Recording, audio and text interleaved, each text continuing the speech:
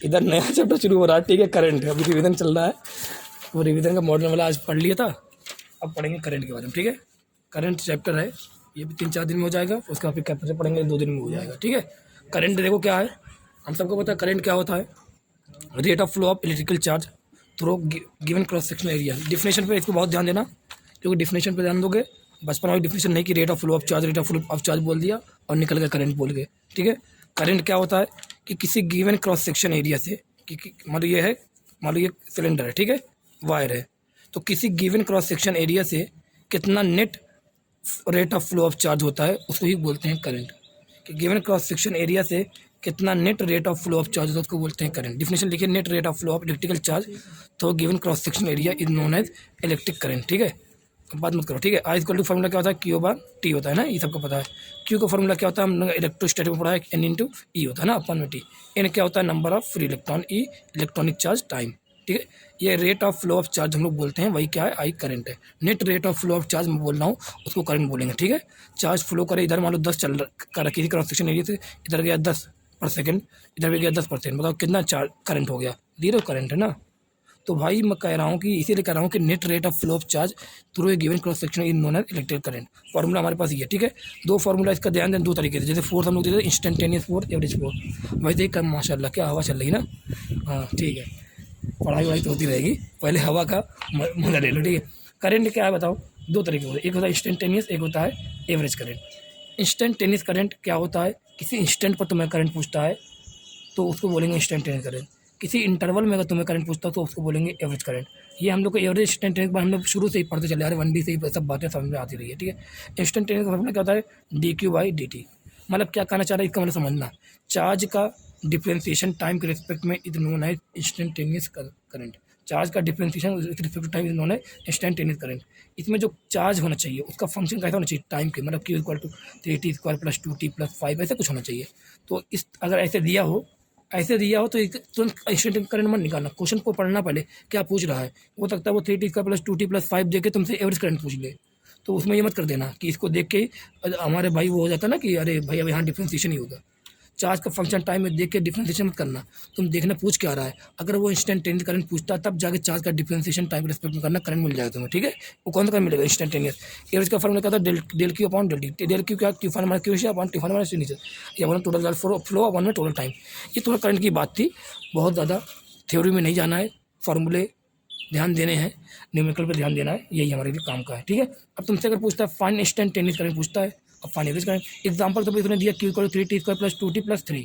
अब लिख दिया fine current through the conductor at t = example ले रहा हूँ, q = 3t² + 2t + 3, लिख दिया fine current through the conductor at 2 second. मतलब उसने दिया q का फंक्शन दिया टाइम में, अब पूछा करंट एट 2 सेकेंड। एट मतलब क्या, किसी इंस्टेंट पे पूछ रहा है, और किसी इंस्टेंट पर अगर पूछता है करंट के बारे में तो उसको बोलते हैं इंस्टेंटेनियस करंट, और उसका फार्मूला होता है चार्ज का differentiation with respect to time. तो यहाँ क्या करोगे, इस क्यू का डिफरेंशिएशन करोगे टाइम के रिस्पेक्ट में, ये फार्मूला लगाओगे, आंसर तुम्हें करंट का मिल जाएगा, ठीक है। आंसर तुम्हें मिल जाएगा अगर वो तुम्हें निकालना हो। एग्जाम्पल में करके दिखा दूँ आप लोग को, ये q dq/dt दिखा, क्यू कितना है, अरे कर लेना, फिर ये सब चीज़ हम लोग कर लेना। फिर मैं बोलूँ अगर तुम्हें यही दिया चार्ज का फंक्शन टाइम है, यहाँ पर भी है, लेकिन पूछ रहा है fine current in 2 second, fine current in 2 second. अब यहाँ पे करंट बोल रहा है 2 सेकेंड में, मतलब किसी इंटरवल की बात आ गई, मतलब 0 से 2 सेकंड बात आ गई। अब अगर एवरेज करंट के बारे में पूछ रहा है तो एवरेज का करंट फॉर्मूला लगाओ, क्या लगाओ, q final minus q initial upon में t final minus t initial. अब तुम्हें दिया q = 8t² + 3t + 5। अब बोल रहा है कि एवरेज करंट में, एवरेज करंट क्या होता था, q final minus q initial upon में t final minus T initial, यही तो होता है। और रखते हैं क्यू फाइनल, बताओ सबसे पहले क्यू फाइनल क्यू इनिशियल निकाल लो, क्यू इनिशियल निकालो, बताओ क्यू इनिशियल कैसे निकालोगे, क्यू इनिशियल कितने होता है, t = 0 पे होता है ना। देखो यहाँ इनिशियल टाइम कितना 0 है, t = 0 रखो, कितना आ जाएगा 8 × 0 कितना हो जाएगा 0, 3 × 0 कितना हो जाएगा 0, तो क्यू इनिशियल कितना आ गया 5 आ गया। तुम्हें क्यू फाइनल तो निकालना पड़ेगा, इस फॉर्मूले को निकालने के लिए।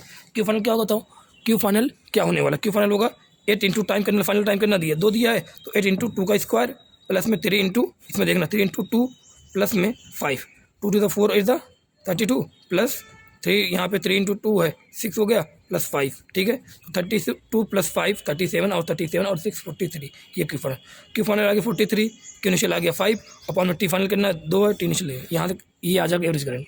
यही देखा तुमसे पूछ रहा था, ऐट बोल रहा था, तब क्या वहाँ करना था, वहाँ पे डिफरेंशिएशन करना था इस चीज़ का, समझ में आ गया, ये चीज़ें आ गई होगी। अब तो मैं बोलूँ करंट की क्वांटिटी कैसी होती है, स्केलर होता है, वेक्टर होता है, ये क्या होता है? करंट जो होता है उसको बोलो स्केलर क्वांटिटी, या बोल दो टेंसर क्वांटिटी, ठीक है। इसके बाद मैग्नीट्यूड भी होता है और डायरेक्शन भी। डायरेक्शन क्या होता है? हाई पोटेंशियल से लो पोटेंशियल की तरफ ये ट्रैवल करता है, इसलिए बोलते हैं करंट के पास क्या है? डायरेक्शन भी है।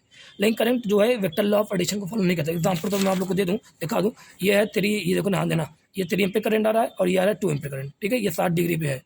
बताओ ये इनकमिंग पढ़ा हुआ किरचॉफ लॉ ना, incoming current equal to outgoing, तो 3 और 2 कितना हो गया? 5। आने वाले कितने? 5 जाने वाले करना चाहिए, 5 होना चाहिए। अब मैंने थोड़ा सा एंगल चेंज कर दिया, मैंने एंगल क्या कर दिया? चेंज कर, 3 एम्पीयर है और ये 90 डिग्री कर दिया। अब बताओ कितना होगा आंसर? अभी तो इनकमिंग इक्वल टू आउटगोइंग कितना आएगा? 5। क्या यहाँ पे आंसर हमारा चेंज हो रहा है एंगल चेंज होने में? नहीं। लेकिन अगर वही वेक्टर क्वांटिटी होती तो क्या वेक्टर क्वांटिटी का एडिशन जो होता है, क्या एंगल चेंज आंसर चेंज होता है? हो जाता था। तो ये वेक्टर एडिशन लॉ को फॉलो नहीं करता, बस किसको फॉलो करता है? डायरेक्शन फॉलो करता है और मैग्नीट्यूड होता है, इसलिए इसको स्केलर बोले या बोले टेंसर क्वांटिटी, ठीक है। अब कुछ कॉन्सेप्ट है, जल्दी जल्दी पढ़ते हैं, फिर इस पे क्वेश्चन पे आते हैं, ठीक है। कॉन्सेप्ट क्या है? पहले कॉन्सेप्ट है इंस्टेंटेनियस करंट। इंस्टेंटेनियस करंट क्या होता है? चार्ज का differential with respect to time. Q का differential with respect to time क्या देगा? Instantaneous current. एग्जांपल में लिखा Q equal to 2t² + 3t + 4। तुमसे पूछा find instantaneous current eight t = 3 second, इसने बोल दिया कि इंस्टेंटेनियस करंट निकालना है, तो ये निकालो। क्या फॉर्मूला? dq/dt, चार्ज का डिफरेंस करो, ये चार्ज की वैल्यू यहाँ रखना, 2t² + 3t + 4। चार्ज का डिफरेंस 2t² क्या होगा? 4t, 3t का क्या होगा? 3 होगा, 4 क्या होगा? 0। कांस्टेंट अकेला अकेला तक डिफरेंस क्या होता है? 0 होता है। इसमें पावर आ गया थी, पावर को 1 से घटाया 4t, पावर आ गया ही 3 हो गया, इंटू 1 घटाया t 0 हो गया 1। तो ये यहाँ पे आंसर आ गया। कितने टाइम पे? 3 सेकंड पे टाइम वैल्यू रख दिया, आंसर आ गया, इंस्टेंट करंट आ गया। कॉन्सेप्ट नंबर 2 देखो, कॉन्सेप्ट नंबर 2 क्या कहता है? कॉन्सेप्ट नंबर 2 क्या देखता है? हमें पता है आजकल तो क्या होता है? dq/dt। चार्ज दे के करंट पूछ रहा था, इंस्टेंट करंट पूछ, तो क्या लगाया? चार्ज का differential with respect to time लगा दिया। अब तुम्हें मान लो अगर करंट का फंक्शन टाइम में देकर तुमसे चार्ज पूछ लिया, तब क्या करना? तो dq इक्वल टू क्या हो जाएगा? I equal dq/dt, dq equal क्या होगा? I × dt हो जाएगा। तुम्हें क्या निकालना है? यहाँ पे करंट दिया रहेगा, चार्ज निकालना बोलेगा, तो क्या करना है? यहाँ पे इंटीग्रेशन कर देना। डी को इंटीग्रेशन क्या होगा? डेल्टा क्यू होगा, अरे क्यू इनिशियल, क्यू फाइनल आएगा। यहाँ क्या लगाओगे? लिमिट क्यू इनिशियल, यहाँ क्या लगाओगे? Q final. Q final Q initial क्या होगा? डेल्टा क्यू तो कल आएगा। डेल्टा इक्वल टू क्या हो गया? t1 t initial t final, तो यहाँ पे i/dt हो गया, t1 t2। बताओ इसका मतलब क्या है? इसका मतलब ये कि अगर तुम्हें करंट का देता है वैल्यू फंक्शन के टाइम के साथ, और तुमसे बोलता है चार्ज निकालो, चार्ज फ्लो निकालो, तो क्या करना? करंट का इंटीग्रेशन करना टाइम के साथ, तुम्हें क्या मिल जाएगा? चार्ज फ्लो की वैल्यू मिल जाएगी। तो आई का इंटीग्रेशन टाइम के रिस्पेक्ट में करोगे तो चार्ज फ्लो मिल जाएगा। देखो कितना बढ़िया यहाँ पे लिखा हुआ है, ठीक है। कॉन्सेप्ट नंबर 2 हो गया, कॉन्सेप्ट नंबर 3 पे आ जाओ, ठीक है। कॉन्सेप्ट नंबर 3 हमें सबको पता है यार, किसी चीज़ का किसी ग्राफ का एरिया निकालना तो क्या करते हैं? एरिया तो क्या होता है? Integration of y d x होता है, यह पता होगा ना। स्लोप क्या होता है? dy/dx होता है। 10 बार ना बताना पड़ी इसे चीज़ें। अब इंटीग्रेशन होता है। अब तुम्हें मान लो IT कर्व दिया, क्या दिया है? IT कर्व दिया है। IT कर्व देके तुमसे पूछ लिया, बताओ यहाँ तुमने अगर IT कर्व देके तुमसे पूछ लिया ना, बताओ मुझे चार्ज बताओ। IT कर्व देके तुमसे पूछ रहा चार्ज बताओ। अब IT कर्व देके अगर तुमसे पूछ रहा है चार्ज बताओ, तो चार्ज कैसे निकालोगे? तो बताओ ग्राफ देके, ग्राफ IT कर्व दिया, तुमने बोला चार्ज निकालो, तो तुम्हें ना चार्ज यहाँ मिल रहा है y एक्सिस में, ना चार्ज यहाँ मिल रहा है, तो क्या तुम्हारे पास 2 ऑप्शन मिला? 2 ऑप्शन बचा, एक तो स्लोप निकालना है, एक एरिया निकालना। और एरिया निकाल देखें, एरिया क्या होता है? y/dx होता है कि नहीं होता है? अरे एरिया यही होता है कि नहीं होता है? होता है y/dx। y पे क्या बताओ? y पे क्या है? I लिखा है, d लिखा, x पर क्या है? टाइम है, t लिखा। बताओ ये क्या बना? एरिया इक्वल टू क्या हो गया? I इंटीग्रेशन dt हो गया कि नहीं हो गया? इंटीग्रेशन ऑफ I/dt हो गया। इंटीग्रेशन ऑफ I/dt बताओ क्या देता है? अभी पढ़ा था। इंटीग्रेशन ऑफ I/dt क्या देता है? चार्ज फ्लो देता है। तो मैं अगर बोलूँ जो IT कर्व है, IT कर्व का जो एरिया होता है वो हमें क्या देता है? IT कर्व का जो एरिया अंडर कर्व IT जो होता है वो क्या देता है? वो देता है चार्ज फ्लो के बारे में, डेल्टा क्यू के बारे में। ठीक है, याद करना। अब ये IT कर्व निकाल दो, यहाँ बार बार निकाल भी देना। तो IT कर्व का जो अंडर IT कर्व का जो अंडर एरिया रहेगा वो क्या देगा तुम्हें? चार्ज फ्लो देगा, ठीक है। सीधे IT कर्व देगा तुम्हें चार्ज फ्लो बोले, सीधे क्या निकाल देना? एरिया निकाल दो भाई, तुम्हारा क्या रहेगा? चार्ज फ्लो की वैल्यू रहेगी। कॉन्सेप्ट नंबर 4 देखो, I इक्वल टू क्या लिखा है? Q/T लिखा है। कैसे? एक इलेक्ट्रॉन है किसी सर्कुलर मोशन, किसी पाथ पर सर्कुलर मोशन कर रहा है, जैसे बोर्ड एटॉमिक मॉडल पढ़ा था वहाँ पर, शायद मैंने ये बात मैथ्स में बताया था, ये बात है ना। आजकल Q/T है, तो करंट क्यों फ्लो करे तो चार्ज करंट रहेगा ही ना, तो Q/T लिखा। क्यों क्या होता है? क्यों मान लो कोई एक इलेक्ट्रॉन, किसी बात हो रही है बोर्ड एटॉमिक मॉडल में हाइड्रोजन एटम की बात हो रही है, मान लो एक इलेक्ट्रॉन हाइड्रोजन एटम होगा तो एक इलेक्ट्रॉन, तो क्यू क्या लिखा? चार्ज कितना? क्यू इलेक्ट्रॉन का चार्ज कितना होता है? ई होता है, टाइम हो गया टी, तो आई इक्वल टू क्या है? E/T। अगर तुमसे एक चक्कर की बात करता है तो एक चक्कर की अगर बात करता है तो टी के टाइम क्या लिखो? Capital T. एक चक्कर में लगने वाला टाइम क्या बोलते हैं? टाइम पीरियड, तो यहाँ क्या लिख दिया? कैपिटल टी लिख दिया। और कैपिटल टी क्या होता है? 2πr/, अभी याद है कि नहीं याद है? 2π/ω 1/f, ये कैपिटल टी होता है। अब आई इक्वल टू P/T। तुम्हें अगर मान लो ये यही फॉर्मूला है, एक बार तुम्हें मान लो तुम्हें फ्रीक्वेंसी दे दी है, तो यहाँ पे Q/T कि नहीं? Q/T है। तो बताना यहाँ पर अगर तुम्हें फ्रीक्वेंसी देकर करंट पूछ ले तो और चार्ज दिया रहे तो बताओ 1/T क्या होता है? F होता है, तो आई इक्वल टू क्या लिख? Q/F लिखा। टी की जगह क्या लिखा 2πr/v लिख दिया, तो I equal to Q by 2πr बन गया, ये फार्मूला बन गया। यहाँ पे टी ने क्या लिखा 2π/ω लिखा, 2π/ω कहाँ के ऊपर गया, I equal to Q omega by 2π बन गया। ओमेगा देखे तुमसे अगर ओमेगा चार्ज करंट पूछता ये लगाना, वेलोसिटी आर देके करंट पूछता ये लगा देना, चार्ज फ्रीक्वेंसी देके पूछता ये लगा देना, चार्ज टाइम पे देके पूछता है ये लगा देना, खत्म। ये कितनी बार मैंने शायद आप लोग को हर जगह बता चुका हूँ, ये याद रखना। कॉन्सेप्ट नंबर 4 क्लियर हो गया। कॉन्सेप्ट नंबर 5 मोल कॉन्सेप्ट 10 बार बता दूंगा, ये भी चीज़ है। नंबर ऑफ मोल क्या होता है, मास अपॉन में mass upon molar mass, mass upon molar mass. ये और क्या होता है, नंबर ऑफ एटम, ये बोले नंबर ऑफ पार्टिकल अपॉन में एन, ये याद होना चाहिए। मोलर मास ध्यान रखना, क्योंकि हम लोग को यहाँ पे सब कुछ एसआई यूनिट में लेना पड़ता है, तो मोलर मास जो वैल्यू हम लोग को याद होती है वो किस में याद होती है, केजी होती है या ग्राम में होती है, ग्राम में होती है। हम लोग उसमें किसको किसमें कन्वर्ट करेंगे, ग्राम में, केजी में कन्वर्ट कर देना, क्योंकि हमें एसआई यूनिट में वैल्यू निकालनी होती है। तो ऑक्सीजन तुम्हें पता मोलर मास कितना होता है, 32 ग्राम होता है ना, तो ग्राम में ना कन्वर्ट, ग्राम में नहीं लिखना आंसर में, इसमें लिखना केजी में, तो 32 × 10⁻³ केजी हो जाएगा, है ना। 1 ग्राम में करना था 10⁻³ केजी, तो 1 ग्राम में क्या लिखा 10⁻³ केजी लिखिए। ये कॉन्सेप्ट नंबर 5 हो गया, याद करते चले जाओ, कॉन्सेप्ट मेरे साथ साथ याद करते जाना, ठीक है। कॉन्सेप्ट नंबर 6 देखो क्या होता है। कॉन्सेप्ट नंबर 6 हमें पता है मास डेंसिटी क्या होता है, डेंसिटी क्या होता है बताओ। मास डेंसिटी इक्वल टू, मैं लिख रहा हूँ डेंसिटी को मैं डी से लिख रहा हूँ, क्योंकि मुझे पता रो जो है आगे आएगा, मास अपन वॉल्यूम आएगा, रो जो है रेजिस्टिविटी आएगी ना, तो यहाँ मैंने इसकी कॉपी में थोड़ा सा खराबी कर दिया, ठीक है, अच्छा कर दिया, वो पता नहीं क्या क्या लिखा था। मास डेंसिटी इक्वल टू क्या होता है, मास अपॉन में वॉल्यूम। मास डेंसिटी क्या होता है, मास अपॉन में वॉल्यूम, तो मैंने डी से लिखा, ठीक है। तो मास अपॉन वॉल्यूम ये क्या हो गया, मास डेंसिटी हो गया। अभी अभी आगे टर्म पढ़ोगे, फ्री इलेक्ट्रॉन डेंसिटी पढ़ोगे। फ्री इलेक्ट्रॉन डेंसिटी क्या होता है, number of free electron upon volume. जैसे मास डेंसिटी क्या था, मास अपॉन वॉल्यूम, तो फ्री इलेक्ट्रॉन डेंसिटी क्या हो गया, फ्री इलेक्ट्रॉन अपॉन में volume, number of free electron upon volume.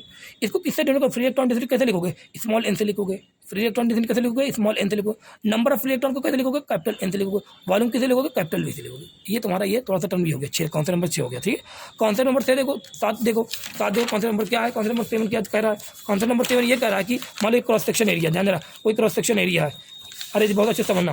Cross section area से मान लो ये अल्फा पार्टिकल जा रहा है, क्या जा रहा है, अल्फा पार्टिकल जा रहा है।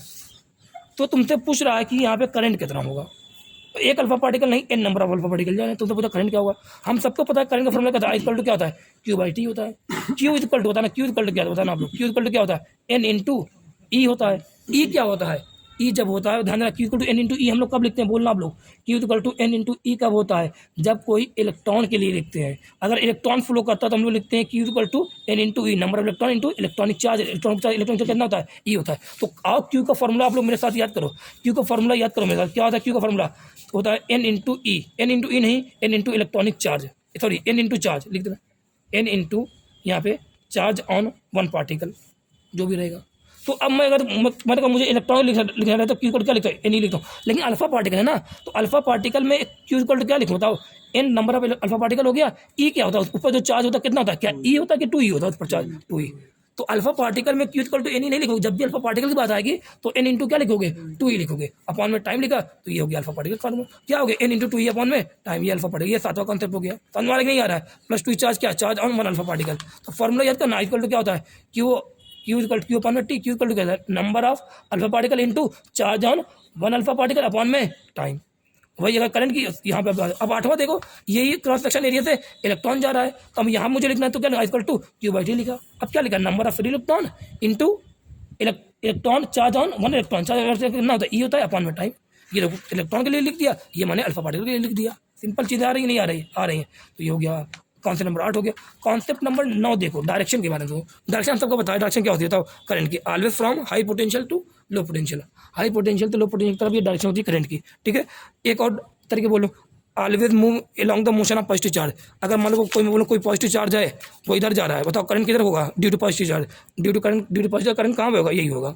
मैं बोल रहा हूँ एक नेगेटिव चार्ज है वो इधर जा रहा है, उसका मोशन इधर है, बताओ current due to negative charge कहाँ पे होगा, अपोजिट चार्ज होता है, अपोजिट। तो ध्यान देना, करंट की तीन बातें, डायरेक्शन 3 बातें रहना, हाई पोटेंशियल तो low potential, always along the motion of, अगर मान पॉजिटिव चार्ज इधर जा रहा है तो करंट भी किधर रहेगा, इधर रहेगा। नेगेटिव चार्ज इधर जा रहा है तो करंट कहाँ रहेगा, इसके अपोजिट रहता है। इस बात को याद रखना, always opposite to the motion of negative charge, ठीक है। ये हो गया हाई पोटेंशियल लो पोटेंशियल। ये मोशन कहाँ प्लस क्यू का इधर है, तो करंट भी कहाँ ड्यू टू प्लस चार्ज ये है। ये माइनस क्यू का मोशन कहाँ पे इधर है, तो due to negative charge current कहाँ होगा, इधर होगा, अपोजिट डायरेक्शन होगा। समझ में आ गया कि नहीं, आ गया। कॉन्सेप्ट नंबर 10 देखो, discharge tube concept. Discharge tube concept क्या करता है, ध्यान देना। इसमें बहुत सारे इलेक्ट्रॉन, नेगेटिव चार्ज होगा, पॉजिटिव चार्ज बहुत सारा होगा। अब नेगेटिव चार्ज बहुत सारे, पॉजिटिव चार्ज बहुत सारे। मान लो n नंबर ऑफ चार्ज होते हैं। मान लो n1 क्या है, ये नंबर ऑफ पॉजिटिव चार्ज है। n1 क्या है, नंबर ऑफ पॉजिटिव चार्ज है। इनटू क्या नंबर ऑफ नेगेटिव चार्ज है, मतलब नंबर ऑफ पॉजिटिव चार्ज, मतलब मोशन कहाँ पे, ये राइट डायरेक्शन मोशन है। तो बताओ नंबर ऑफ पॉजिटिव चार्ज की वजह से जो मोशन की वजह से जो करंट आएगा कुछ ना कुछ आएगा, नहीं आएगा। तो पॉजिटिव चार्ज की वजह से करंट जो आएगा कहाँ पे आएगा, along the direction of motion of positive charge, यही आएगा कि नहीं आएगा। ये क्या है, current due to positive charge. Direction कहाँ पे होता है, जिस डायरेक्शन में मोशन होता है पॉजिटिव चार्ज का उसी डायरेक्शन में करंट होता है। आगे कि नहीं आ गया, बताओ फॉर्मूला क्या होगा, आई का फॉर्मूला क्या होगा, क्यू इक्वल टू क्या होता है एन ई अपॉन में टी। ये इलेक्ट्रॉन है ना, ये सब इलेक्ट्रॉन है सब लोग, तो क्या है एन इंटू ई, एन1 नंबर कितने नंबर है, एन1 है, तो एन1 इंटू ई अपॉन में टी लिखा, ठीक है। अब मैं बोलूँ यहाँ पे नेगेटिव चार्ज भी है, उस पर भी चार्ज कितना है, इलेक्ट्रॉनिक चार्ज बराबर कितना बराबर है मैग्नीट्यूड, इसका मोशन इधर है, तो इसकी वजह से भी करंट आएगा, नहीं आएगा, मोशन की वजह से करंट आएगा, क्योंकि ये भी चार्ज इसकी वजह से भी करंट आएगा। तो इसकी वजह से जो करंट आएगा i due to negative charge जो आएगा वो कहाँ पे आएगा, इसके डायरेक्शन में, इसके मोशन के डायरेक्शन में आएगा, इसके अपोजिट डायरेक्शन में आएगा, इसके अपोजिट डायरेक्शन में आएगा। तो ये लिख दिया। बताओ ये कितने नंबर है, इसके into number of negative charge कितने, इनटू है तो इनटू इंटू ई लिखा, कितना है चार्ज एक पर, ई है अपॉन में टाइम लिखा, ये हो गया। नेट चार्ज तुम्हें इसमें तुमसे पूछा नेट चार्ज बताओ, तो आई नेट लिखो क्या, i due to positive charge plus i due to negative charge. बताओ क्या दोनों सेम डायरेक्शन में कि नहीं है, इसलिए क्या कर दिया, दोनों को ऐड कर दिया, एन1 इंटू ई अपॉन में टी इंटू ई अपॉन में टी, सिंपल आ गया ये। अब आ जाओ क्वेश्चन पे, देख लो कौन से पढ़ लिए जल्दी जल्दी, अब क्वेश्चन पे आ जा रहे हैं, ठीक है। और पहला क्वेश्चन क्या दे रहा है, लिख रहा था number of electron flowing per second, number of electron flowing per second through any cross section area, cross section of wire, if it carries a current of 1 ampere will be, if it carries a current of 1 ampere. ये पूछ रहा number of electron, number of electron किससे लिखते हैं, N से लिखते हैं, flowing per second मतलब क्या, एन बाई टी पूछ रहा है। जैसे नंबर ऑफ फोटॉन पर सेकंड क्या होता था, एन बाई टी होता था, स्मॉल एन होता था, तो वह number of electron flowing per second, number of electron free electron per में सेकंड, ये एन बाई टी की वैल्यू पूछ रहा है। तो मैं दिया क्या है, ये बचपन में 9th क्लास में ये सब पढ़ाया जाता है। करंट कितना दिया है 1 एम्पियर, ये वैल्यू को याद भी कराया जाता है, करंट कितना 1 एम्पियर। अब बोल रहा है एन बाई टी की वैल्यू निकालो, नंबर ऑफ इलेक्ट्रॉन फ्लो पर सेकंड निकालो। तो बताओ आई एन बाई टी के लिए फॉर्मुला क्या है, equal to Q by t है फॉर्मुला, शायद यही फॉर्मुला है। बताओ क्यू का फॉर्मुला क्या होता है, एन इलेक्ट्रॉन की बात हो रही तो एन इंटू ई लिखा, अपॉन में टाइम लिखा। एन बाई टी पूछा कि नहीं पूछा है, पूछा है। आई कितना दे रहा है 1 एम्पियर, ये तो दे रहा है 1 लिखा, हमें क्या पूछा एन बाई टी, ई कहाँ पे आएगा, नीचे आएगा, यहाँ लिखा एन बाई टी, यही वैल्यू पूछ रहा है। बताओ ई क्या होता है, ई क्या होता है, वैल्यू कितनी 1.6 इंटू 10⁻⁹। अब इसको 1 अपॉन 1.6 इंटू 10⁻⁹ सॉल्व करना, कितना आएगा 6.25 इंटू 10⁻18। इसको याद भी कर लेते सब लोग, याद भी कर लो, और अच्छी बात है कि 1 एम्पियर अगर करंट फ्लो होता है किसी क्रॉस सेक्शन एरिया से, तो उसमें जो नंबर ऑफ इलेक्ट्रॉन पर सेकंड जा रहे होंगे, कितने जा रहे होंगे 6.25 इंटू 10⁻18। जब इतने इलेक्ट्रॉन पर सेकंड फ्लो करेंगे तब जाके 1 एम्पियर करंट पैदा होता है, ये लिख दिया, ठीक है। अब अगला क्वेश्चन देखो, अगला क्वेश्चन क्या कर रहा है, अगला क्वेश्चन कह रहा है कितना 10,000 अल्फा पार्टिकल है, कितने alpha particle, number of alpha कितने हैं 10,000 है, ठीक है, ये लिख दिया। पासेस फॉर मिनट, पासेस पर मिनट, पासेस पर मिनट लिखा, ये पासेस पर मिनट मतलब कितना टाइम दिया है 1 मिनट दे रहा है, मतलब 60 सेकंड दे रहा है, लिख दिया। Through straight tube of radius r, radius कितना आर दिया है, what is the resulting electric current, current की बात पूछ रहा है। तो बताओ ये क्या बोल रहा है, यहाँ क्या बोला है, यहाँ पे बोला अल्फा पार्टिकल बात कर रहा है, तो अल्फा पार्टिकल की जो क्या लिखा formula equal to Q by t लिखा। अल्फा पार्टिकल फॉर्मूला क्यू का क्या होता है, एन इंटू 2 ई होता है, अपन क्या लिखा टाइम लिखा। बताओ एन कितना दे रहा है, 1000 दे रहा है कि नहीं दे रहा है, 1000 दे रहा है कि 10,000 दे रहा है ना, 10,000 दे रहा है। 2 लिखा। ई क्या होता है, एक चार्ज पर एक इलेक्ट्रॉन पर चार्ज कितना 1.6 इंटू 10⁻⁻90 लिखा। टाइम कितना दे रहा है 60 सेकंड है, 60 लिखा। यहाँ से वैल्यू निकाल लोगे, सिंपल आ जाएगा, यहाँ से वैल्यू देखो सिंपल, यहाँ से आएगा, ये 0 से 0 कुछ कैंसिल करोगे 2 3 आ जाएगा और सॉल्व कर लेना, आंसर आ जाएगा, ठीक है। ये 3 0.5 वगैरह जाएगा, आंसर आ जाएगा। ये ऐसे क्वेश्चन को किया जाता है, ठीक है। ये आंसर 5.3 इंटू 10⁻7 आ। फिर अगला देखो क्वेश्चन क्या बोल रहा है, अगला क्वेश्चन बोल रहा है if charge flowing through a conductor is given by q equal to, ये चार्ज फ्लोइंग थ्रू करंट इधर क्यू इक्वल टू 1.5 टी इसका प्लस टी दे रहा है, ठीक है। बोला तो current flow at t equal to 2 second, current at t equal second. बताओ ये चार्ज का फंक्शन देखे, तुम्हें करंट पूछा वो भी at t equal to second, मतलब क्या बोला इंस्टेंटेनियस बोल रहा है कि एवरेज बोल रहा है, इंस्टेंटेनियस बोल रहा है। एट की बात आ गई मतलब किसी इंस्टेंट में पूछ रहा है, अगर इन लिखा तो क्या बोलता है एवरेज बोलता। तो चार्ज का फंक्शन टाइम में देखे तुमने इंस्टेंटेनियस करंट बोला था, इंस्टेंटेनियस करंट फॉर्मूला क्या था D Q by D T होता है।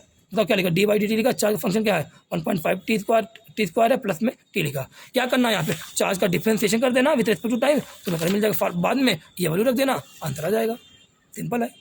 फिर देखो क्या लिखा, if the amount of charge passed in time t, क्या बोल रहा है if the amount of charge passed in time T through a cross section of wire is phi equal to, ये क्यू दे रहा है, अरे फाई मुझे लग रहा है क्यू इक्वल टू दे रहा है, क्यू है भाई ये। If the amount of charge pass in time T through a cross section of wire is Q, charge दे रहा है 8t-2t स्क्वायर, देन एवरेज करें from t equal to 0 to t equal to 0। अब बताओ Q की value जो दे रहा है वो क्या दे रहा है 8t-2t स्क्वायर, पूछा क्या है, अब यहाँ पे एवरेज करंट पूछ रहा है। अब बताओ चार्ज देखिए एवरेज करंट पूछते, बताओ एवरेज करंट फॉर्मूला क्या हमारे पास Q final minus Q initial upon में T final minus T initial. Time कितना दे रहा है 0 से लेकर 2 तक टाइम दे रहा है। अब बताओ क्या तुम चार्ज का फंक्शन टाइम में देकर सीधे डिफरेंशिएशन करोगे? भाई देख लेना पूछा क्या है, एवरेज पूछ रहा है। अगर एवरेज पूछ रहा है तो सीधे यहाँ पर एक फॉर्मूला लिखो। अब बताओ तुम्हें क्या निकालना पड़ेगा यहाँ पे, इस क्यू से क्या निकालोगे, क्यू इनिशियल निकालोगे, क्यू फाइनल निकालोगे। बताओ टी इनिशियल पे क्या क्यू इनिशियल आ जाएगा, टी इनिशियल कितना दिया है 0 दिया है, तो टी इनिशियल पे जो टाइम इस टाइम पे जो चार्ज उसको क्या क्यू इनिशियल बोलेंगे, तो क्यू इनिशियल कितना आ जाएगा 8 इंटू 0, 0 जाएगा नहीं होगा, अरे यहाँ पे 0 रखो, यहाँ पे 0 0 के क्यू फाइनल कितने में निकालना था 2 सेकंड क्या टी फाइनल है, इस पर जो चार्ज है उसको क्या बोलेंगे क्यू फाइनल बोलेंगे, तो क्यू फाइनल क्या हो जाएगा था 8 इंटू 2 हो गया माइनस का 2 इंटू 2 का स्क्वायर, तो कितना आ गया 4 टू द 8 और यहाँ 16 8 आ गया, तो क्यू फाइनल कितना 8 आ गया, क्यू इनिशियल कितना था 0 था, और क्यू टी फाइनल कितना है 2 है, टी इनिशियल कितना है 0, तो कितना आ गया 4 एम्पेयर आ गया, नहीं आया, आ गया देखो आंसर 4 एम्पेयर। सिंपल है ये, ऐसे कर लो चीज़ें। फिर अगला देखो क्वेश्चन, अगला क्वेश्चन देखो भाई क्या बोल रहा है, बोल रहा था current in a conductor varies with time T, इस बार करंट दे रहा है, लिखा I equal to 2t plus 3t square where I in ampere and T in second, ठीक है। Electric charge flowing through a section of conductor during T equal 2 second 3 second, तुमसे बोला कि 2 से लेकर 3 सेकंड के बीच में इलेक्ट्रिक चार्ज कितना फ्लो कर रहा है, क्या दिया करंट दिया है, फंक्शन वो दिया 2t प्लस 3t स्क्वायर ये दे रहा है, तो करंट देकर तुमसे चार्ज फ्लो दे रहा है, मतलब करंट वो भी फंक्शन ऑफ टाइम में देखे चार्ज फ्लो पूछ रहा है। फॉर्मूला हमारे पास क्या है, delta q equal to integration of i d t, ये फॉर्मूला है, रटना नहीं है, तरीके से याद करना, याद मैंने करवाया है। आई का फंक्शन देखो यहाँ दिया है, आई का फंक्शन रखना 2t plus 3t square, D T रखोगे और लिमिट क्या कहाँ कहाँ टाइम दे रहा है, ये किसकी लिमिट रखो टाइम डी टी लिखा ना, तो लिमिट कितना टाइम की कितना 2 से लेकर 3 बोला, 2 3 लिख दिया। अब बताओ इसका इंटीग्रेशन करोगे, 2 लिखा है यहाँ पे कांस्टेंट वाली है, ठीक है, क्या हुआ टी स्क्वायर बाई 2, 3 कांस्टेंट को अलग किया, टी स्क्वायर क्या हुआ टी क्यूब बाई 3, 3 का 2 का यहाँ पे लिमिट 2 और 3 के T square plus T cube रखा है, टी स्क्वायर को थोड़ा अलग कर दो और इसको अलग कर दो और लिमिट को आंसर रखो, टी स्क्वायर को अलग कर देना, 2 3 यहाँ लग देना, लिमिट रख देना, टी क्यूब को अलग कर देना, ताकि तुम्हें अलग से तरीके से ये आंसर आ जाए। सिंपल दिया है, आप लिमिट मान लो। तो भाई यहाँ पे आप लोग थोड़ा सा होशियारी के साथ क्वेश्चन को करना है, ठीक है, हर चीज़ को यहाँ पे जल्दबाजी मत कर देना, क्योंकि डिफरेंशिएशन इंटीग्रेशन रहेगा, हो सकता है हम जल्दबाजी में करें, आसान समझ के क्वेश्चन गलत हो जाएगा हमारा, ठीक है। अब अगला क्वेश्चन देखो, लिखा क्या है, in hydrogen atom the electron moves in orbit of radius, orbit पे किसी रेडियस, ऑर्बिट पे रेडियस दिया है 5 × 10⁻11 मीटर दिया, रेडियस दिया, ठीक है। अब बोल रहा है कि विद स्पीड, स्पीड दिया है 2.2 × 10⁻6 मीटर पर सेकंड, और बोल रहा है कि इक्विवेलेंट करंट में बताओ, रेडियस हाइड्रोजन एटम दिया है, हाइड्रोजन एटम में कितने इलेक्ट्रॉन, एक इलेक्ट्रॉन, रेडियस दिया, वेलोसिटी दिया, करंट पूछा, बताओ करंट वेलोसिटी, ये बोला किसी रेडियस घूम रहा है, बताओ फॉर्मूला हमारे पास क्या है, किसी रेडियस, बताओ I equal to Q by T, एक नहीं है। अब क्या पूछा है, रेडियस दिया, वेलोसिटी दिया ना, तो टी का फॉर्मूला क्या लिखो 2πr/v लिखो, ताकि इसमें तुम्हें रेडियस की भी फॉर्मूला इस वाले में आ गया और वेलोसिटी भी आ गया, तो I equal to Q by 2πr। कितना इलेक्ट्रॉन होता है बताओ हाइड्रोजन एटम में, एक होता है, तो क्यू की जगह क्या लिखा ई लिखा, क्योंकि एक इलेक्ट्रॉन चार्ज करना था, ई होता है, वी लिखा 2πr। बताओ ई की वैल्यू पता है हमें, वी की वैल्यू पता है, यहाँ पे लिखा है 2π लिखा, आर की वैल्यू पता है कितना 2.2, आर की वैल्यू कितना दिया 2.2 × 10 पावर, सॉरी वी की वैल्यू कितना 2.2 × 10⁻5, इसलिए यहाँ पे जो पाई की वैल्यू है वो कितना लिखा 22/7 लिखा, ताकि 22 और 2.2 दिख रहा है, नहीं दिख रहा है, कट जाए, कैंसिल हो जाए, यहाँ से आंसर आ जाए तुम्हारा। मिलिंग पूछा था तो पहले एम्पेयर में निकाल लेना, पहले एम्पेयर में निकालो फिर उसका मिलिंग कर लेना, आ जाएगा, आ जाए। फिर अगला क्वेश्चन देखो, लिखा in a neon discharge tube 2.9 × 10⁻18 neon plus, एक नियॉन डिस्चार्ज ट्यूब है जिसमें प्लस जो पॉजिटिव आयंस है वो कितने हैं 2.9, कितने पॉजिटिव आयन है 2.9 × 10⁻18 है, लिखा कि नहीं लिखा है, लिखा है, और वो भी move to the right each per second, each second बोल रहा है, तो n1/t कितना दे रहा है 2.9 × 10⁻18 दे रहा है, ये n1 मान लो, ठीक है। फिर बोल रहा है उसमें जो नेगेटिव है, जो इलेक्ट्रॉन वो कितने 1.2 × 10⁻10 है, तो इलेक्ट्रॉन कितने 1.2 × 10⁻18 है, 18 है, ये दिया है, ठीक, ये भी 18 दिया था। ये कहाँ जा रहे हैं, लेफ्ट में जा रहे हैं, तो पॉजिटिव कहाँ जा रहे हैं, राइट में जा रहे हैं, नेगेटिव कहाँ जा रहे हैं, बोलो नेगेटिव कहाँ जा रहे हैं, लेफ्ट में जा रहे हैं। तो बताओ पॉजिटिव की वजह से जो करंट आएगा, अभी डिस्चार्ज ट्यूब कौन सा पड़ा था, पॉजिटिव की वजह से जो करंट आता है कहाँ पे आता है, along the motion of positive charge आता है, यही आ गया। नेगेटिव वजह से जो करंट आता है, इसका मोशन यहाँ, नेगेटिव मोशन यहाँ पे है, इसका जो करंट आता है कहाँ पे आता है, इधर ही आएगा, पॉजिटिव सेम आएगा, नेगेटिव आएगा, क्या दोनों सेम डायरेक्शन में आएगा, तो आई नेट क्या हो गया, I due to positive charge plus में I due to negative charge, I due to positive charge क्या लिखा था n1 × e/t लिखा था, ये n2 × e/t, n1/t अभी निकाला यहाँ पे, ये लिखा n2/t ये लिखा है, फॉर्मूला रखना, आंसर आ जाएगा, सिंपल है। ई की वैल्यू तुम्हें पता 1.6 यहाँ से ई को कॉमन ले लिया, n1/t रखा, n2/t लिखा, यहाँ पे ऐड वगैरह कर दिया, 10/18 को भी कॉमन ले लिया, 2.9 + 1.2 बचा, आंसर आ रहा है यहाँ पे, सिंपल है, ठीक है। ऐसे क्वेश्चन को किया जाए। अगला क्वेश्चन देखो, बहुत बढ़िया क्वेश्चन है, अब यहाँ से मेरी बात को सही सही समझना आप लोग। अगला क्वेश्चन बहुत सिंपल है और बढ़िया भी है, मतलब यहाँ से चीज़ें अच्छी लगेगी आप लोग को, पढ़ने में भी मज़ा भी आएगा, ठीक है। क्या लिखा, find number of free electron per unit colony, बोला तुमसे फाइंड करो नंबर ऑफ फ्री इलेक्ट्रॉन, मतलब क्या पूछा है, नंबर ऑफ फ्री इलेक्ट्रॉन पर यूनिट वॉल्यूम पूछ रहा निकालने को, of A metallic wire of density, इसकी डेंसिटी कितना दे रहा है मेटेलिक वायर की 10⁴ kg/m³, ये डेंसिटी दे रहा है, केजी पर मीटर क्यूब डेंसिटी दे रहा है, केजी पर मीटर क्यूब होगा डेंसिटी, ये होगा। फिर बोला atomic mass number, atomic mass मतलब क्या, मोलर मास दिया है, मोलर मास कितना दे रहा है, 100 दे रहा है, क्या 100 लिखोगे क्या, ये जो मोलर मास होता है किस में दिया होता है, ग्राम में दिया होता है ना, तो इसमें 100 लिखा, ग्राम होगा नहीं लिखा, तुम्हें बताओ ये किस में लिखा होता है, ग्राम में, इसको किस में कर देना, केजी में, तो -3 केजी, क्योंकि तुम्हें असाइनमेंट में सब लेना है, लिख दिया। अब बोला फिर ध्यान, फिर लाइन, आखिरी लाइन अगर नहीं पढ़ते हैं यही दिक्कत होती है, फिर आखिरी में लिखा है if the number of free electron पर एटम इज 1, क्या बोला है, नंबर ऑफ फ्री इलेक्ट्रॉन पर एटम कितने हैं, 1, एक एटम में कितने नंबर ऑफ फ्री इलेक्ट्रॉन है, 1 है, मतलब नंबर ऑफ फ्री इलेक्ट्रॉन बोल रहा है इक्वल टू क्या है, नंबर ऑफ एटम के, यही बोल रहा है, number of free electron equal two is number of free electron पर एटम इज 1, मतलब नंबर ऑफ फ्री इलेक्ट्रॉन और नंबर ऑफ एटम कितने हैं, 1 है, मतलब दोनों क्या आपस में बराबर है, तो नंबर ऑफ इलेक्ट्रॉन जो क्या मैं नंबर ऑफ एटम लिख सकता हूँ, नंबर ऑफ एटम अपन में वॉल्यूम लिख दिया, और यही निकालने बोल रहा है हमें। अब बताओ तुम्हें, शायद आप लोग को, हमें पता है कि नंबर ऑफ एटम का फॉर्मूला क्या होता है, नंबर ऑफ एटम का फॉर्मूला बताना कि आप लोग क्या होगा, नंबर ऑफ एटम का फॉर्मूला क्या होगा बताना आप लोग, नंबर ऑफ एटम का फॉर्मूला होता है मास अपॉन में मोलर मास, ये होता है। तो नंबर ऑफ एटम पहले निकाल ले क्या हम लोग, नंबर ऑफ एटम निकाल ले, तो यहाँ लिखा है नंबर ऑफ फ्री इलेक्ट्रॉन ये था, या number of free electron number of atom बराबर होगा कि नहीं हुआ, नंबर एटम और नंबर फ्री इलेक्ट्रॉन एक ही तो है, तो नंबर ऑफ एटम क्या रहेगा, बोलो नंबर एटम क्या रहेगा, मास अपॉन में मोलर मास, ये तो रहेगा, अरे नंबर ऑफ एटम क्या, number of mass upon molar mass रहेगा भाई, मैं यहाँ निकाल दे रहा हूँ आप लोगों को, ठीक है, number of atom is equal to mass upon में मोलर मास, ये लिख दिया, याद आ जाएगा, है ना, मास अपॉन मोलर मास रहेगा ना, यहाँ यही तो रहेगा नंबर ऑफ एटम, याद रख देना वैल्यू, और यहाँ तुम वैल्यू रखोगे नंबर ऑफ एटम की, अपन में क्या होगा, वॉल्यूम भी तो है, वॉल्यूम भी है, तो मास अपन मोलर मास रखा, अपन वॉल्यूम वगैरह है ना। अब मैं अभी ध्यान देना यहाँ पे, मैं पहले आप लोगों को मोल का फॉर्मूला लिख रहा हूँ, क्या किसका फॉर्मूला ध्यान देना, मैं यहाँ पे पहले मोल का फॉर्मूला लिख रहा हूँ, मोल का फॉर्मूला होता है मास अपन में मोलर मास होता है, फिर क्या होता है, और हम देखो नंबर ऑफ एटम अपन में एन होता है, ठीक है, मैं नंबर ऑफ एटम बोल रहा हूँ कब से, मैं नंबर ऑफ एटम बोल के मोल का फॉर्मूला लिख रहा था, थोड़ा गलती हो गई, ठीक है, ध्यान देना, नंबर ऑफ एटम अपॉन में एन होता है, ये पता तुम्हें। अब तुमसे बोला कि नंबर ऑफ फ्री इलेक्ट्रॉन पर यूनिट वॉल्यूम निकालो, नंबर ऑफ इलेक्ट्रॉन किसके बराबर, नंबर आइटम के बराबर है, तो मतलब क्या पूछा, number of atom per unit volume निकालो, नंबर ऑफ एटम कितना होगा बताओ, नंबर आइटम क्या है यहाँ पे, number of atom equal to क्या, मास अपॉन में मोलर मास इंटू एन होगा कि नहीं होगा, होगा, ये निकालने बोल रहा है। अगर नंबर ऑफ एटम निकाल दो अपन वॉल्यूम कर देना, आंसर आ जाएगा। तो मैंने लिखा मास, मोलर मास लिखा, इंटू क्या लिख दिया, एन लिखा, ये क्या नंबर ऑफ एटम है, लेकिन बोला क्या है, नंबर आइटम पर यूनिट वॉल्यूम, मतलब क्या बोल रहा है, वॉल्यूम को निकालो, तो यहाँ भी वॉल्यूम डिवाइड किया, तो यहाँ क्या कर दिया, वॉल्यूम डिवाइड कर दिया, तो तब मास अपन वॉल्यूम क्या होता है, डेंसिटी दिया हुआ है क्वेश्चन में, है ना, ये मास नहीं दिया, वॉल्यूम नहीं दिया है, डेंसिटी दिया, तो मास अपन वॉल्यूम क्या होता है, डेंसिटी होता है, तो यहाँ लिखा डेंसिटी इंटू क्या लिखा है, एन अपॉन में क्या लिखा है, मोलर मास, शायद डेंसिटी पता हमें, एन की वैल्यू पता है, मोलर मास पता है, तो क्या आंसर आ जाएगा, नहीं आ जाएगा, यहाँ से रख दो वैल्यू, डायरेक्ट आंसर आ गया। ये क्वेश्चन देखो इतना आसान किया था।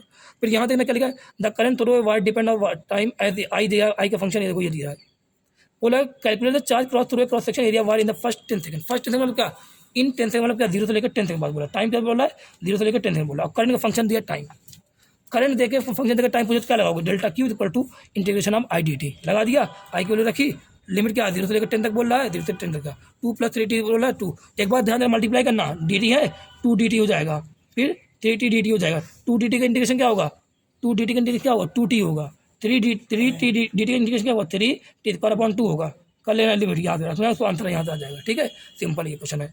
यहाँ से देखो और कुछ क्वेश्चन बोल रहा है if the current in the wire varies with time according to relation, ये करंट दे रहा है, इस रिलेशन करंट देगा 2 ampere plus 0.6 ampere per second per time, ये सब यूनिट दिया है, ठीक है, तो करंट इतना दे रहा है, करंट दे रहा है 2 एम्पियर प्लस में 0.6 एम्पियर पर सेकंड पर इंटू टाइम t² दे रहा है, तो करंट जो दे रहा है क्या दे रहा है, करंट इसका मतलब क्या दे रहा है, करंट की वैल्यू करंट देना चाह रहा है आई इक्वल टू 2 + 0.6 t² ये देना चाह रहा है, एम्पियर और सेकंड क्या है, यूनिट है, तो करंट देना चाह रहा है आई इक्वल टू 2 + 0.6 t² ये देना चाह रहा है, ठीक है, ये करंट दे रहा है, बोल क्या रहा है यहाँ पे, करंट दे रहा था ना, फिर बोल रहा है कि how many coulomb of the charge passing through cross section, charge पूछ रहा है t 0 से लेकर 10 तक, बताओ करंट का फंक्शन कितने टाइम है और चार्ज पूछ रहा है, क्या करना है, इंटीग्रेशन करना है और आंसर निकालना है, देखो इंटीग्रेशन करके आंसर निकाल दिया, सिंपल है।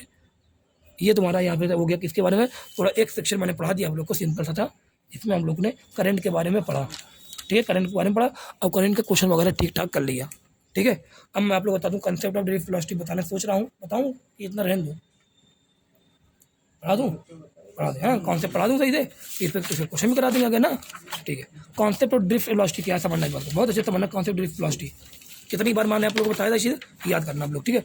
कॉन्सेप्ट ड्रिफ्ट वेलोसिटी सबसे पहले केस नंबर 1 है, मान लो एक वायर है, अरे कॉपर वायर है, मान लो घर में पड़ा हुआ है, इसमें कोई पोटेंशियल वायर ऐसे पड़ा हुआ है, उसमें क्या वायर कॉपर वायर है, क्या वो मेटल है, कंडक्टर है, कंडक्टर है, क्या तो फ्री इलेक्ट्रॉन होंगे, फ्री इलेक्ट्रॉन बहुत सारे होते हैं, 10⁻26 पर मीटर क्यूब होते हैं, 1 मीटर क्यूब में 10⁻26 इलेक्ट्रॉन होते हैं कॉपर वायर में, तो इतने फ्री इलेक्ट्रॉन इसमें है कॉपर वायर में, लेकिन इसमें इस अभी क्या है, इस वायर के अक्रॉस कोई बैटरी वगैरह नहीं लगाई हुई है, मतलब इसको कोई पोटेंशियल वगैरह अप्लाई नहीं किया गया। तो ये केस कौन सा, where not potential difference is applied to the conductor के अक्रॉस कोई पोटेंशियल डिफरेंस अप्लाई नहीं किया गया है, वो वाला केस है, ठीक है। तो यहाँ पर ये केस में क्या हो रहा है, ध्यान देना, इलेक्ट्रॉन बहुत सारे हैं, देखना क्या इलेक्ट्रॉन बहुत सारे होंगे कि नहीं होंगे, फ्री होंगे इलेक्ट्रॉन। क्या इलेक्ट्रॉन फ्री होने का मतलब ये है कि करंट आ रहा है, नहीं। इलेक्ट्रॉन फ्री होने का मतलब करंट होता क्या, अरे भाई यहाँ पे जब कंडक्टर है, वायर है, वायर ऐसे पड़ा हुआ है, कोई उसमें करंट फ्लो कर रहा है क्या, नहीं, छू के देखो, नहीं करंट फ्लो कर रहा है, नहीं करेगा फ्लो, ठीक है। तो इसमें जो बात लिखो देखना, motion of the free electron inside conductor can be compared with random motion of gases molecule in a container. जैसे गैसेस मॉलिक्यूल पढ़ा था हमने, एक गैसेस मॉलिक्यूल जो कंटेनर में जो फ्लो करते हैं, रैंडम मोशन, ब्राउनिंग मोशन करते हैं, वैसे भी इलेक्ट्रॉन जो होते हैं कंडक्टर में बहुत सारे फ्री होते हैं, तो वो भी कैसे मोशन करते हैं, रैंडम मोशन ही करते हैं उस कंडक्टर में, ठीक है। अगर तुम यहाँ पे अभी केस नंबर 1 है, इसके कंडक्टर के कोई पोटेंशियल डिफरेंस अप्लाई नहीं है, तो नो पोटेंशियल डिफरेंस अक्रॉस, कोई पोटेंशियल डिफरेंस अप्लाई नहीं है, तो इलेक्ट्रॉन कैसा मोशन कर रहे हैं, रैंडम मोशन कर रहे हैं। मतलब यहाँ पे ध्यान देना, इसका मतलब समझना, मैं यहाँ निकाल रहा हूँ, बहुत सही समझना, मैं यहाँ से एक क्रॉस सेक्शन एरिया निकाल रहा हूँ, यहाँ बहुत सारे इलेक्ट्रॉन होंगे, कोई यहाँ जा रहा, कोई यहाँ पे, ध्यान देना, पूरी बात समझना, थोड़ा सा यहाँ पे इसके अंदर, मैं इसका कंडक्टर के अंदर जा रहा हूँ, तो बहुत सारे इलेक्ट्रॉन होंगे, ठीक है।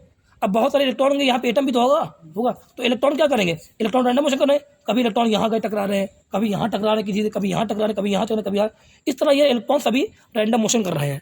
और रैंडम मोशन का मतलब कोई डायरेक्शन नहीं है, रैंडम मोशन कर रहे हैं। अब ये जब रैंडम मोशन कर रहे हैं यहाँ पे इलेक्ट्रॉन जब ऐसे मोड करते हैं, तो इनके पास क्या होगी, काइनेटिक एनर्जी होगी सभी के पास। तो काइनेटिक एनर्जी क्या होती है, हाफ mv पर होती है। रैंडम मोशन जो कर रहे हैं किसकी वजह से कर रहे हैं, इलेक्ट्रॉन का मूव कर रहे हैं, रैंडम फ्री है, मूव कर रहे हो, किसके से कर रहे हैं, due to room temperature. Temperature होगा रूम टेम्परेचर, उसकी वजह से कुछ थर्मल एनर्जी इनके पास होगी, कितनी होती है थर्मल एनर्जी, 3/2 kT होती है एनर्जी, इनके पास 3/2 थर्मल एनर्जी होगी। तो इस थर्मल एनर्जी की वजह से इनके पास क्या होगा, एक काइनेटिक एनर्जी होगी। उस काइनेटिक एनर्जी से क्या होगा, स्पीड होगी। उस स्पीड की वैल्यू निकाला गया, कितना आ रहा है, 10⁵ मीटर पर सेकंड आ रही है। ये सब वैल्यू मत करना। थर्मल एनर्जी टेम्परेचर है, तो टेम्परेचर में जो थर्मल एनर्जी कितनी होती है, 3/2 kT होती है। इस थर्मल एनर्जी जो है ये किसी से क्या आ रहा है, इसके पास काइनेटिक एनर्जी आ रही है। अब ये काइनेटिक एनर्जी की वजह से जो इसके पास जो वेलोसिटी आएगी, जो स्पीड है, वो कितनी आ रही है, कैलकुलेट 10⁵ मीटर पर सेकंड आ रही है, या बोले 100 किलोमीटर पर सेकंड आ रही है। इसका मतलब सोच रहे हो कि कितनी स्पीड के साथ ये मोशन कर रहे हैं, अंदर रैंडम मोशन कर रहे हैं, तो इतनी स्पीड के साथ ये रैंडम मोशन कर रहे हैं। लेकिन ये रैंडम मोशन कर रहे हैं, इनके पास कोई डायरेक्शन नहीं है, इलेक्ट्रॉन के पास किसी भी डायरेक्शन में रैंडम मोशन करते चले जा रहे हैं। अब जब रैंडम मोशन किसी डायरेक्शन कर अब बहुत सारे इलेक्ट्रॉन है, 10⁻26 पर मीटर क्यूब वाला कॉपर का बहुत सारे इलेक्ट्रॉन है, रैंडम मोशन कर रहे हैं और इतनी तेज कर रहे हैं। अब बताना यहाँ पे जो मैं पूछूँ कि इसमें करंट पा जा रहा है, क्या नहीं करंट पा जा रहा है, तो अब मैं इसको जब डिफरेंशियल है वो डिफरेंशियल निकाल, इस क्रॉस सेक्शन निकाल के देखा गया ना, तब चेक किया गया ना, तो जितने इलेक्ट्रॉन पर सेकंड इधर जा रहे थे ना, उतने इलेक्ट्रॉन पर सेकंड इधर जा रहे थे। बताओ, जितने इलेक्ट्रॉन पर सेकंड इधर जा रहे हैं, उतने इलेक्ट्रॉन पर सेकंड इधर जा रहे हैं। इसकी वजह से करंट कहाँ पे आएगा, इधर आएगा। इसकी वजह से करंट कहाँ पे आएगा, इधर आएगा। और दोनों करंट क्या आएगा, बराबर आएगा। जब दोनों करंट बराबर तो आई नेट कितना हो जाएगा, 0। तो अभी डिफिनेशन जो मैंने बता दी वो डिफिनेशन ध्यान रखना, net rate of flow of charge through given cross section area. इसलिए मैंने क्या net rate of flow charge बोला था, रेट ऑफ फ्लो चार्ज नहीं, net rate of flow charge given cross section area. तो जितने इलेक्ट्रॉन पर सेकंड इधर जा रहे हैं, उतने इलेक्ट्रॉन पर सेकंड इधर जा रहे हैं, इसलिए इस पर नेट करंट क्रॉस सेक्शन से कितना आ रहा है, 0 आ रहा है। इसलिए अभी इस वायर से कोई करंट फ्लो नहीं कर रहा है। तो करंट फ्लो कितना, 0। नेट चार्ज फ्लो कितना, 0 है। तो कोई क्रॉस सेक्शन एरिया कंडक्टर लो, उसमें नेट फ्लो अगर 0 होगा तो करंट क्या हो जाएगा, 0 हो जाएगा। जब तक क्रॉस सेक्शन से net rate of flow of charge ना हो, तब तक करंट नहीं मिलेगा। कोई नेट किसी इसमें से 10 इधर 10 कितना हो गया, 0 हो गया। 10% इधर जाते, 10% इधर कितना हो गया, 0। अगर मान लो 10 इधर जाते, 20 इधर जाते, तब क्या कुछ ना कुछ बचता कि नहीं, 20 का 10, तब कुछ ना कुछ बच आता करंट। तो यहाँ पे कोई नेट चार्ज बच ही नहीं रहा है, तो यहाँ पे करंट कितना है, 0। क्यों करंट 0 है, बताना। यहाँ पे रैंडम मोशन क्यों कर रहे हैं, रैंडम मोशन कर रहे हैं ड्यू टू टेम्परेचर।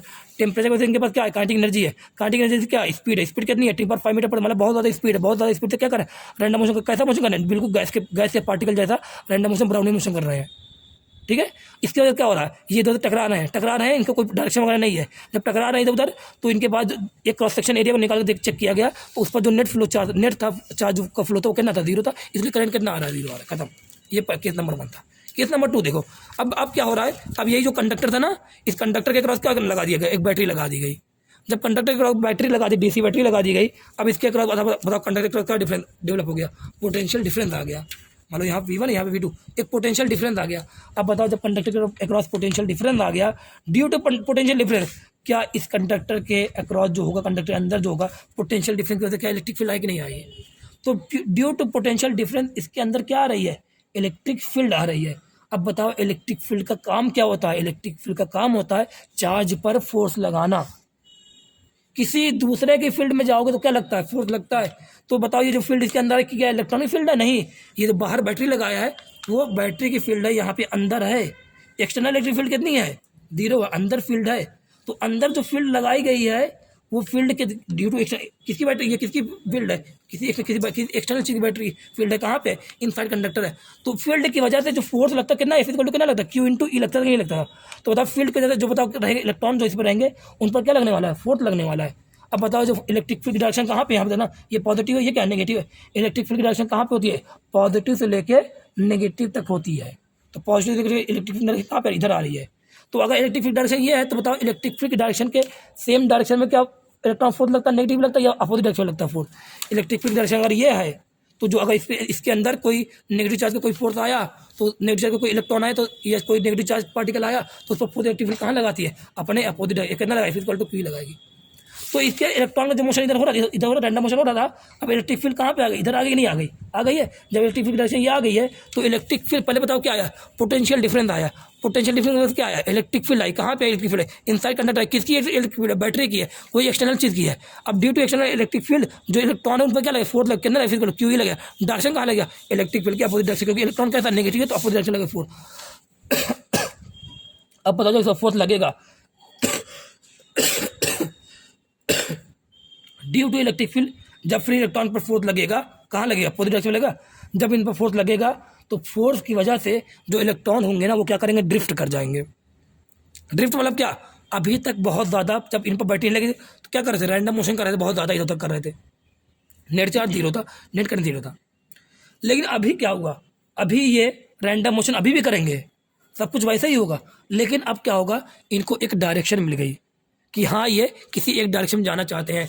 तो ये जब इनको फोर्स लगेगा ना तो टकराव लगे ना हल्का सा इधर गए, फिर टकराव लगे ना हल्का सा इधर गए, क्योंकि इनको डायरेक्शन कहाँ मिली, इलेक्ट्रिक फील्ड ये है, फोर्स कहाँ लग रहा है, इधर लग रहा है लगातार।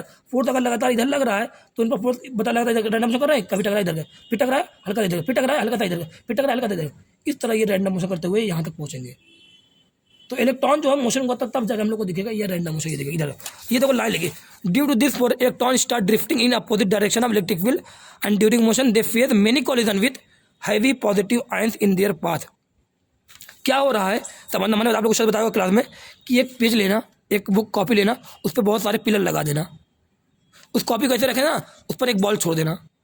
जब बॉल को छोड़ो तो क्या बॉल रैंडम मोशन करेगा नहीं करेगा, इसे टकराएगा नहीं टकराएगा, टकराएगा। तो ये कौन सा केस हो गया, केस नंबर 1 था। अब क्या किया, इसी जो कॉपी पर बहुत सारे पिलर फेविकोल के लगा चिपकाए थे, अब इसको मैंने पिलर को ऐसे कर दिया। अब इस पर क्या कर रहा हूँ, एक बॉल छोड़ रहा हूँ। अब ये केस नंबर कौन सा, 2 जो भी पढ़ा रहा हूँ। अब क्या हो गया, अब जो बॉल है उसको क्या मिल गई, एक डायरेक्शन मिल गई। क्या बॉल अब पिलर से नहीं टकराएंगे, क्या बॉल अभी भी पिलर से टकराएंगे, अभी भी रैंडम मोशन होगा, लेकिन अब रैंडम मोशन कितना होगा, कम होगा। लेकिन अब रैंडम मोशन कम होगा, लेकिन अब कुछ ना कुछ डायरेक्शन मिल गई। डायरेक्शन मिल गई मतलब क्या, किसी एक डायरेक्शन ड्रिफ्ट होने लगे, उसे बोलते हैं ड्रिफ्ट वेलोसिटी, जिस वेलोसिटी जाएंगे उसको बोलेंगे ड्रिफ्ट स्पीड बोलेंगे। तो ये किसी डायरेक्शन में आने लगे। तो यही लिखा है, due this force electron start drifting in opposite direction of electric field and during motion they face many collision with heavy positive ions. यहाँ पे मैंने पिलर बोला था, तो यहाँ पिलर की जगह क्या होंगे, पॉजिटिव आयन होंगे। एटम होगा कि नहीं होगा, अरे मेटल है, मेटल में क्या होता है, पॉजिटिव आयन होते हैं, तो पॉजिटिव आयन बहुत सारे होंगे। ये पॉजिटिव आयन कैसे होते हैं, मोबाइल होते हैं, इमोबाइल होते हैं, इमोबाइल होते हैं, ये हर जगह फिक्स होगा, अपनी जगह फिक्स होंगे। तो ये पॉजिटिव आयन जो फिक्स होंगे अपनी जगह, इनसे इलेक्ट्रॉन जो लैटिस पा जाते नहीं पा जाते हैं, अभी आज मॉडर्न पढ़ा है वही चीज़ पढ़ाई थी, इलेक्ट्रॉन लैटिस पा जाएंगे। इलेक्ट्रॉन क्या करेंगे, फ्री मोशन कर रहे हैं, तो जब इलेक्ट्रॉन जाएंगे तो जाएंगे तो किससे टकराएंगे, पॉजिटिव आयन से टकराएंगे, तो पॉजिटिव आयन से टकराएंगे तो उनके रास्ते में आएगा। तो लिखा due to collision its velocity remain constant. Collision की वजह से इसी वेलोसिटी क्या होती है, कांस्टेंट। सोचो आप लोग को बताना, क्या किस नंबर सेकंड में क्या इस पर इलेक्ट्रॉन फोर्स लग रहा है कि नहीं लग रहा है, बताना। फोर्स लग रहा है कितना, क्यू इंटू ई लग रहा है। अगर फोर्स लग रहा है तो क्या इस पर फोर्स का फॉर्मूला क्या, फोर्स का फॉर्मूला क्या था, एम इंटू ए होता है कि नहीं होता है, होता है। अगर फोर्स लग रहा है तो ए का फॉर्मूला क्या होगा, क्यू ई बाई एम होगा कि नहीं होगा, होगा। तो अगर इलेक्ट्रॉन फोर्स लग रहा है, अगर इलेक्ट्रॉन पर फोर्स लग रहा है तो इलेक्ट्रॉन के पास एक्सीलरेशन है कि नहीं है, एक्सीलरेशन है। अगर हमने मैकेनिक्स पढ़ा है, अगर किसी के पास एक्सीलरेशन होता है तो क्या इसकी स्पीड लगातार बढ़ती नहीं बढ़ती है, या वेलोसिटी लगातार चेंज होती नहीं होती है, चेंज होती है। लेकिन यहाँ पे मैं बोल रहा हूँ कि यहाँ पे जो ड्रिफ्ट वेलोसिटी आ रही है उसको हम लोग बोले ड्रिफ्ट वेलोसिटी ऑलमोस्ट कांस्टेंट है। क्यों कांस्टेंट है, पता ना रीज़न क्या बताया था आप लोगों को क्लास में, क्या रीज़न है।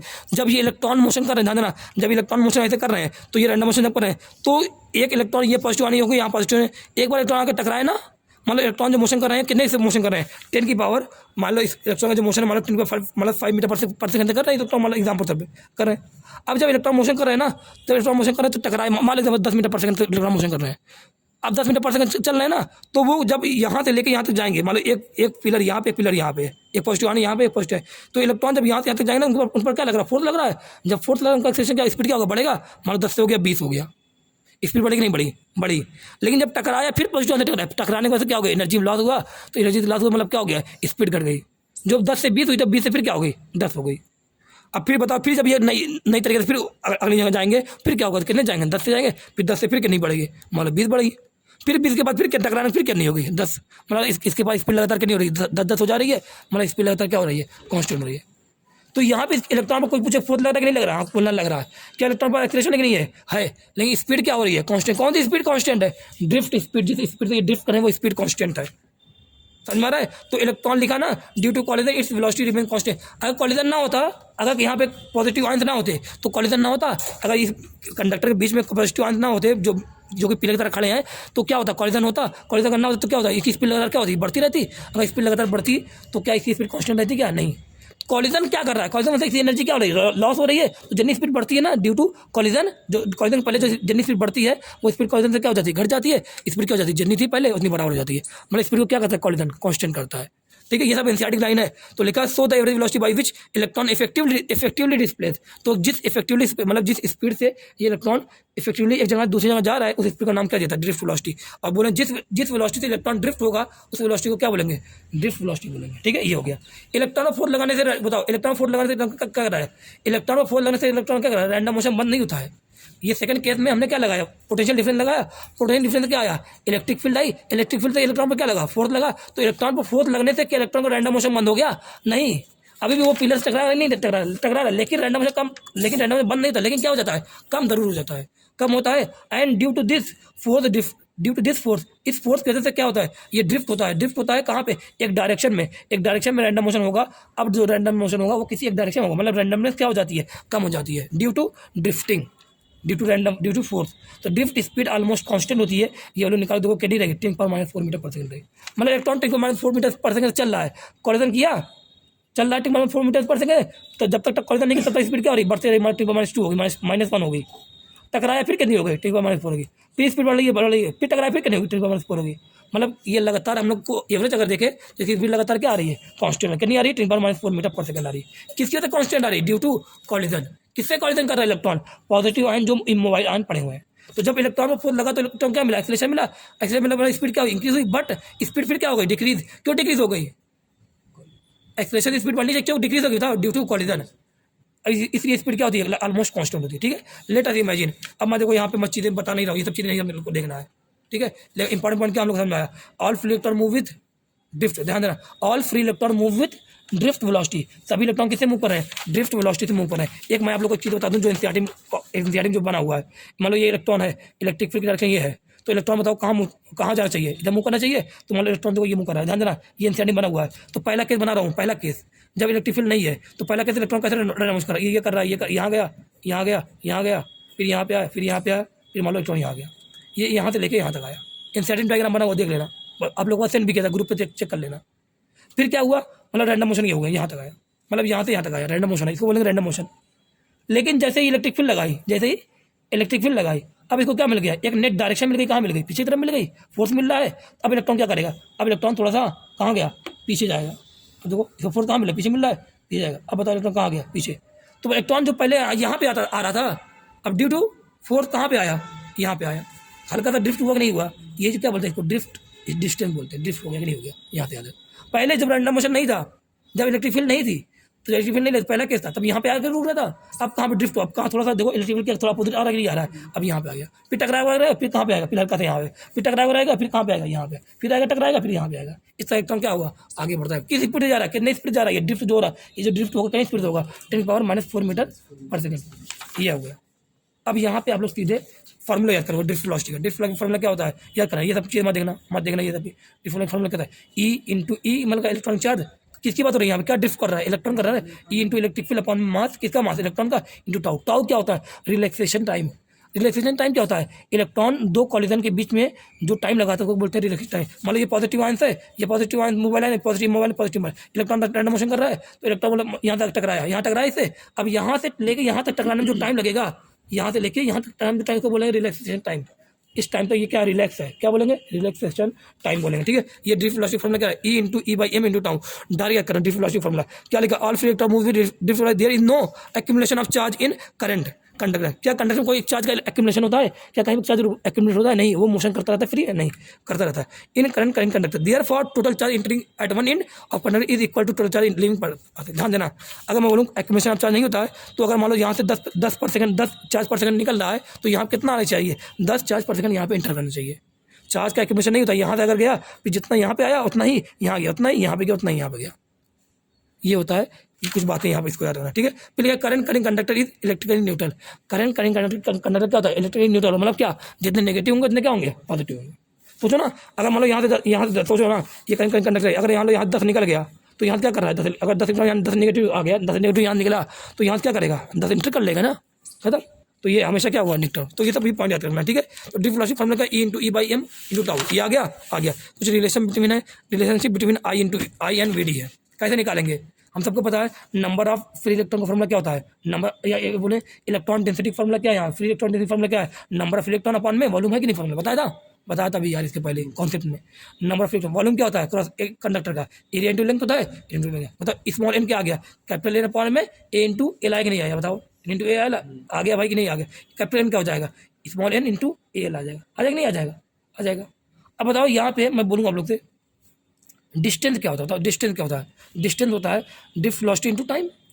डिस्टेंस क्या होता है? Speed into time. तो ड्रिफ्ट वेलोसिटी इनटू टाइम, ये डिस्टेंस ये एल है, तो वीडी इनटू टाइम, क्या स्पीड है? बताओ, ये मैंने क्यों distance is equal to speed into time को लगाता हूँ? द स्पीड क्या होती है? कांस्टेंट होती है ना। क्या यहाँ पे स्पीड कांस्टेंट है? ऑलमोस्ट वीडी वाली कांस्टेंट, इसीलिए क्या l equal to v d into delta t लगा दिया। आई क्या होता है? Delta q by delta t होता है। डेल्टा क्यू क्या होता है? एन इंटू ई होता है नहीं होता है अपन क्या डेल्टा टी लिखा। अब बताओ एन इंटू ई क्या आई इंटू डेल्टा टी हो जाएगा? होगा, लिख दिया। आई इंटू डेल्टा टी लिखा। कैपिटल एन क्या हो गया? स्मॉल एन इंटू एल हो गया, लिख दिया।